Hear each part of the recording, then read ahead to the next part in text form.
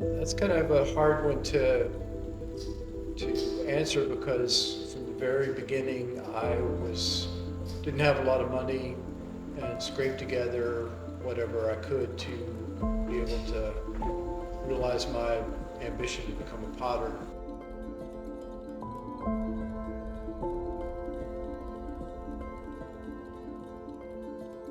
So if I didn't have it, I made it. My first extruder, my brother helped me put it together. Gosh, in the 70s, built pug mills and things when I first moved up here to the mountains, which I was in my early 20s.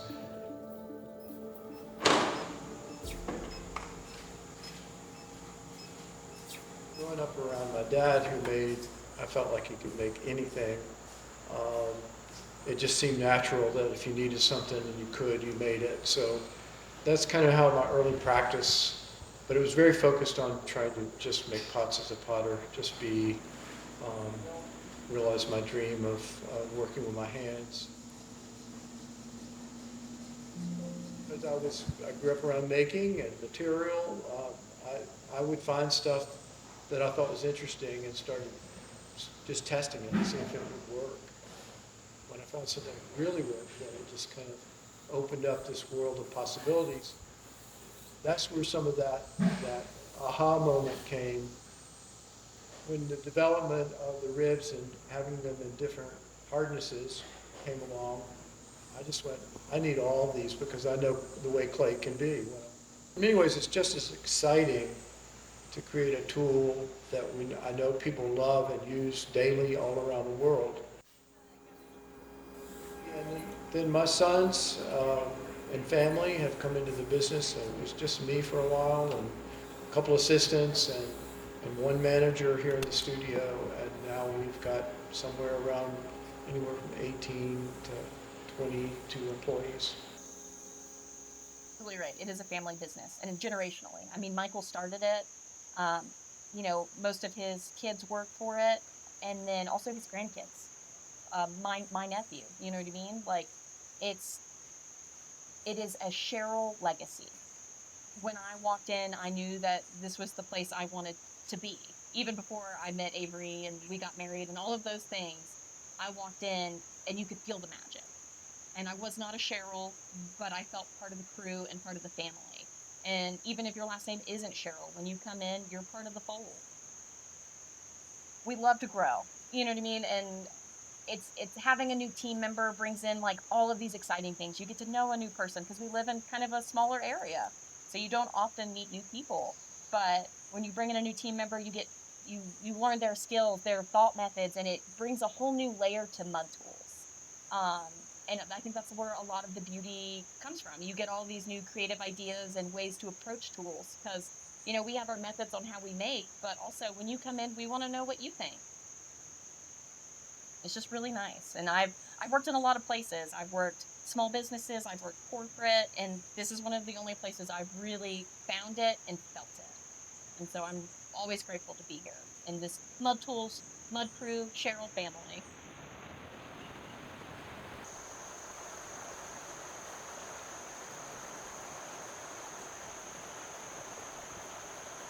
You know, we're almost at the time of the anniversary of the flood that we went through of Helene, and the fire department had warned a lot of us that this could be a major event, and so we just bedded in Thursday night.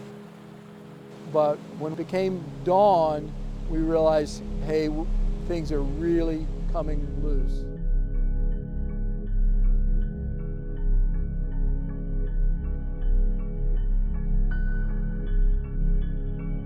Because it rose 30 feet. And the minute before I woke up, my neighbor filmed it.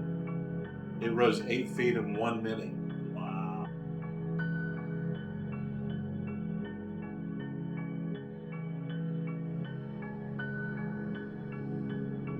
It was an hour before our property was gone after I got out. But I mean, I was cursing and praying at the same time when I saw. I could see. I was on the second floor. I could see water outside the window. I was like, I usually have to look down, like way down in the gorge. because it rose 30 feet.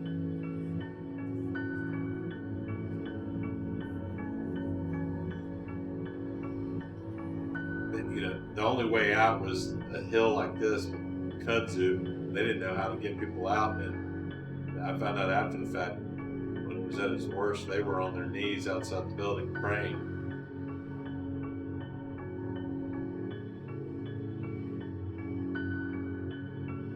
But my neighbors up the street, one couple, they got across a bridge 10 seconds. I mean, they gunned it in their pickup, and 10 seconds later, the bridge was gone. And then another couple, I think, dodged mudslides for like 6 hours before they could get to the firehouse. Even though it was like a block away, they couldn't get to us. Wow.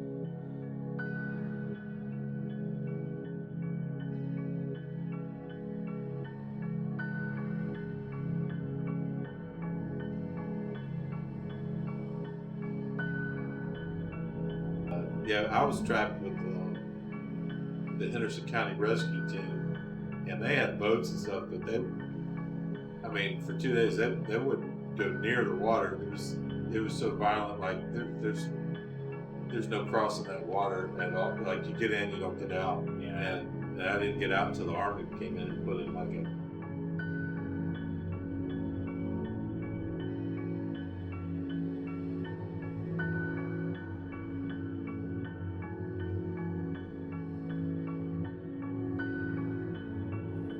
But I mean, it ripped out these huge bridges, and you'd see the I-beams wrapped around things like they were spaghetti.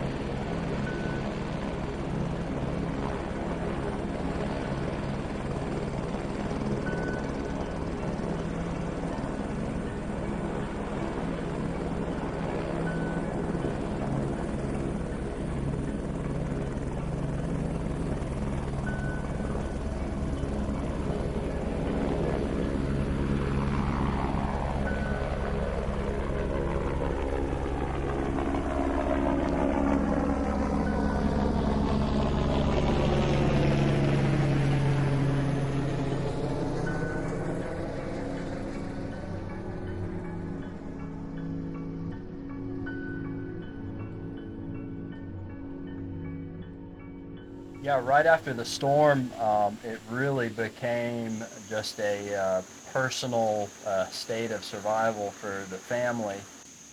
And to be honest, in a lot of ways, Mudtools really didn't matter at all right after the storm. We were dealing with making sure our family was okay, making sure our employees were okay, and making sure that our neighbors were okay. And working through that process of establishing everybody's personal safety was kind of the first thing. And in that umbrella, you've got water, food, and shelter, and that's things that everybody takes for granted until they're gone, until your neighbor doesn't have a house anymore, and they've got mud up to their knees, and they walk up to your front door with nothing.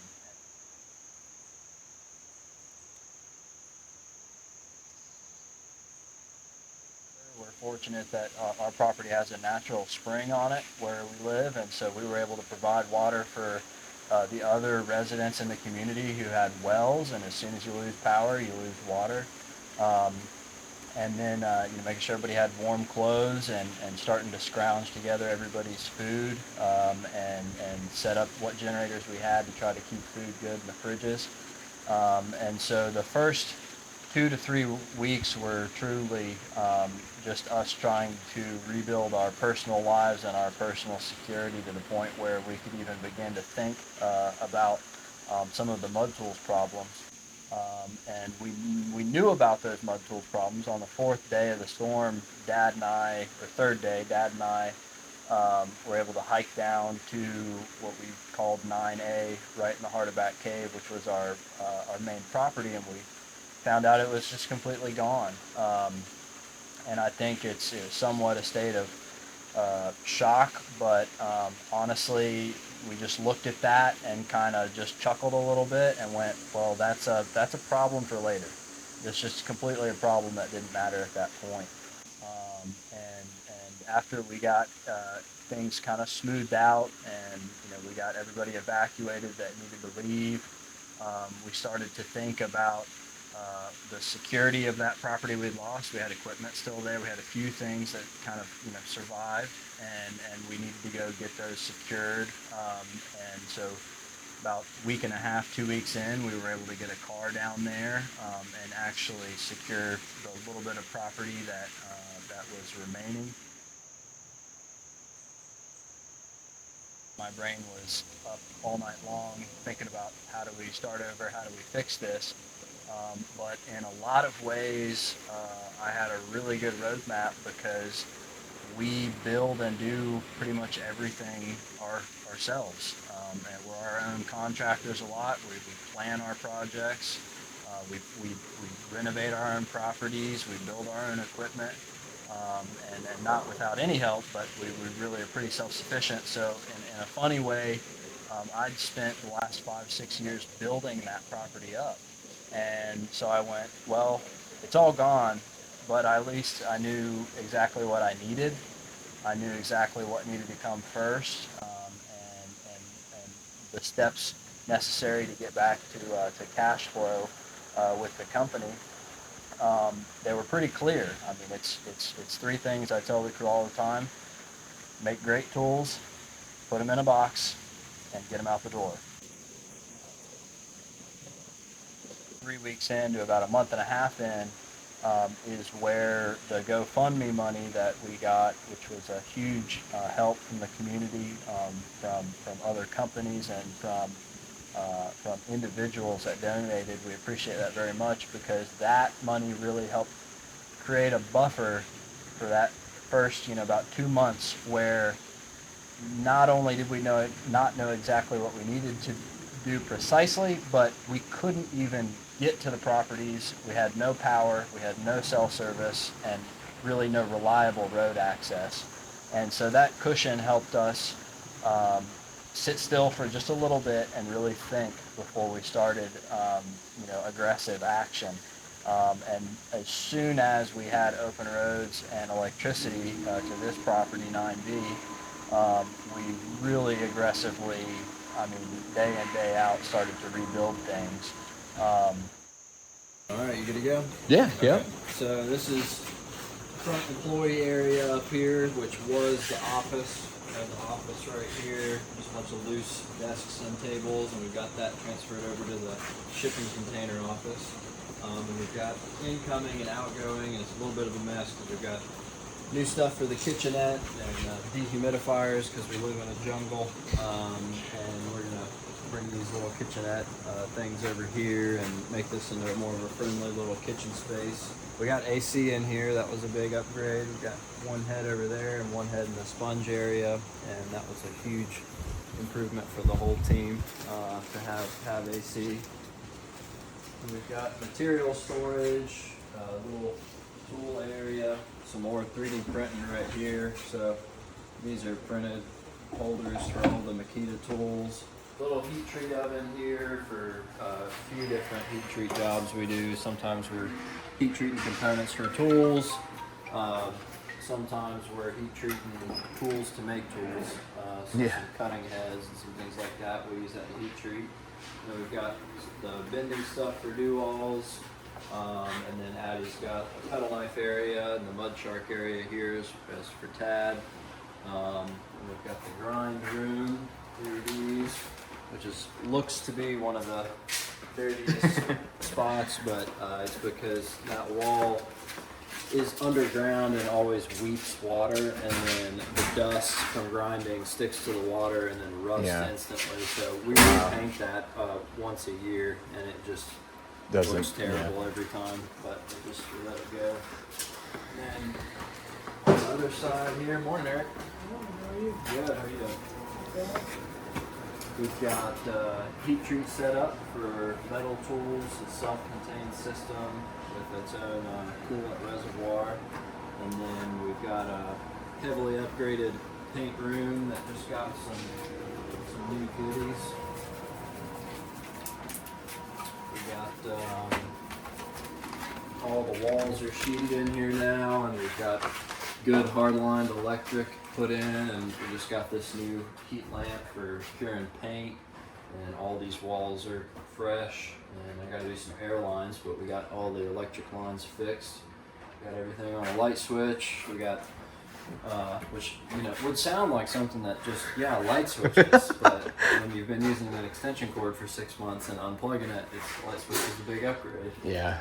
And we got new windows in the whole building, which was actually a pre-storm project that got finished post-storm.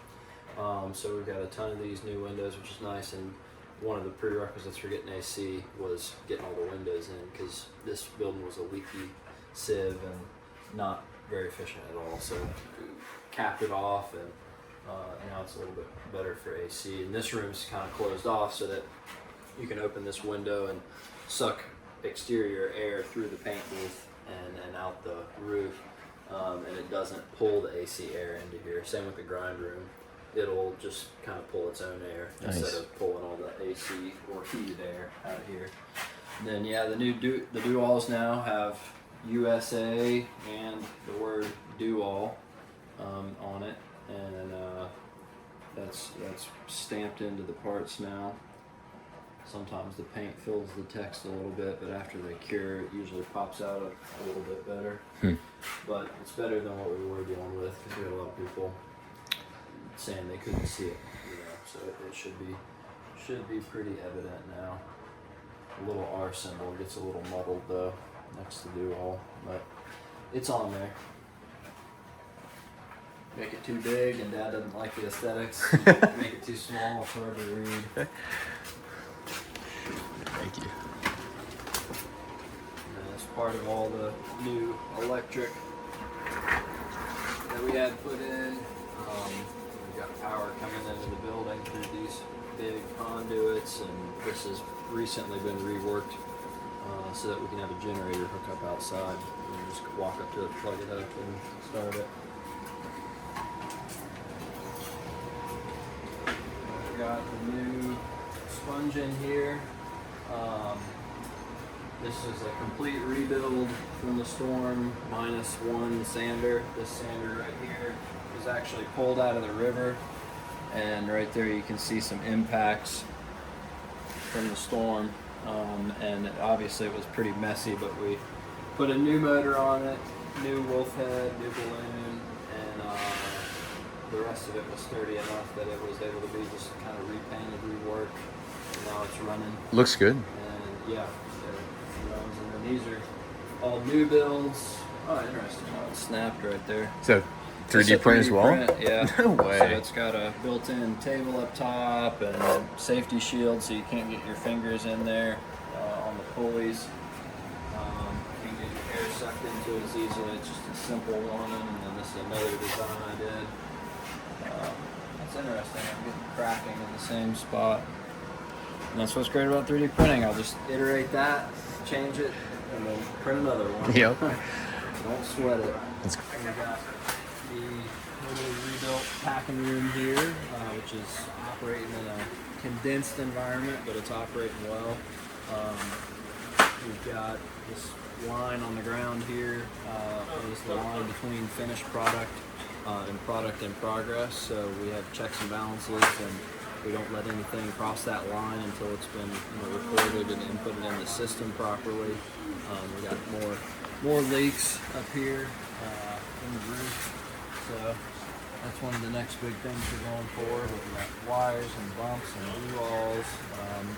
We've got a little compressor room right here with some fans up top to keep the compressor head cool. And the whole thing I built on a rollout, so if I ever need to service this, I can come in with a pallet jack and pick this up and bring the whole compressor out and pick it up take it into another shop, service it, because otherwise I'd be crawling around in this small room, and that's not fun. But as you can tell, I got to redo my airlines. We got to get a more permanent airline system set up. But we just got the power hooked up properly to this. It was not proper before. Big old fans up top that are on a thermostat switch right here, so they don't turn on when it's not hot, and then as soon as this thing runs enough to get hot, triggers the fans and cools everything down. Wow. Bills here that are going out to wholesale customers. We appreciate your patience, but we're getting through the list as quick as we can. And we've got finished product storage here, boxes, and then this is a nice acquisition. These are actually pattern drawers from a fabric store that went out of business near us. And we actually used pattern drawers at our old packing room, and they were perfect, and we lost them. We were butthurt about that. And we only had 2 before, and then this company went out of business, and we went up there and got them, and I got 8 of them. Wow. So it's great because these rolls can pretty much pack in order, almost with their feet standing still as far as pulling product. You got red ribs divided by color right now, moving down all the way to blue. And then you got like blue walls and big ribs, big bowls, and things like that. So it's all right around this one island, which is really nice because it enables them to move the least amount possible when they're packing, or both wholesale and retail are being packed right here. More finished product, and pretty soon I'm going to be taking a shipping container that's currently over there and dragging it up here and putting it on some pylons and putting electric to it, so we got a dehumidifier and lights in it, and then the majority of this finished backstop, the product will be going in that container. Nice. Kind of like it was at the old shop. Mm-hmm.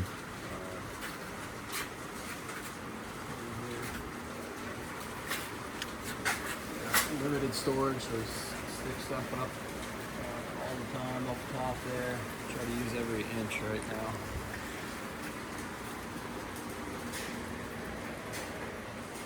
The whole crew, from Dad, from our employees and myself, it was just long hours of staying up here and doing what we needed to do to get things rolling again. We're fortunate to have really good partners in industry. Western North Carolina, specifically the Fletcher area, Nashville area, has some of the best professionals in the world when it comes to manufacturing. We've got great injection mold makers around us. We have people that have CNC equipment around us that assisted us. And so we had those partners come in and help us where we couldn't help ourselves, because we lost all our plastic injection equipment for making all the plastic parts that Mudtools sells, and we lost our CNC machine, which was the extruders, and in a lot of ways the CNC machine helped a lot of other areas of the business kind of indirectly. And the CNC was also our prototyping tool. It allowed me to make machinery and to make new tools. We lost all that capability. And so those partners came in and provided access to their capability for us to get up and running again. We also had I could sit here all day and go over them, but a long list of miracles that happened that enabled us to get back up and running as soon as we did. One of the chief ones on top is that I had just spent the last 6 months remaking all of our ribs in the computer in CAD without knowing this was coming. And so we had just very finely tweaked, but we tweaked all the shapes. We tweaked the edges on the ribs. We put new text on the ribs, and we were planning on making new mold sets. And it just so happened that those mold sets had been released for production, but not delivered to us. And so the storm hit, and we didn't have to start from absolute zero for the shape 0, 1, 2, 3, 4, 5 small bowl. Those shapes were actually in process already to be remanufactured, the molds themselves. So if that hadn't been the case, I would have been 6 or 8 months further out from ribs being back. And ribs are the core of our business. And where we're sitting today, we only have a few categories of tools that we're not able to make, or we're still missing components or parts to produce them. And we're working through those. We appreciate your patience if you've been waiting on product from us. But we are doing everything we can to get back up and running and provide you with the highest quality clay tools we can. I must say that we're grateful to be all the help that came from the community. The clay community was awesome and very appreciated. And I hope that as time goes on, that gratitude has turned our willingness to be able to support and help artists in need and the community that really has helped us get our feet back on the ground. As much as possible, I see the clay community as being really collegiate for the most part and willing to help each other, and it surely was proven out on my family and on Mudtools and our employees. So for all those out there, thank you so much for your support during that tough time. It really was a moment to moment and day by day, but thank you again.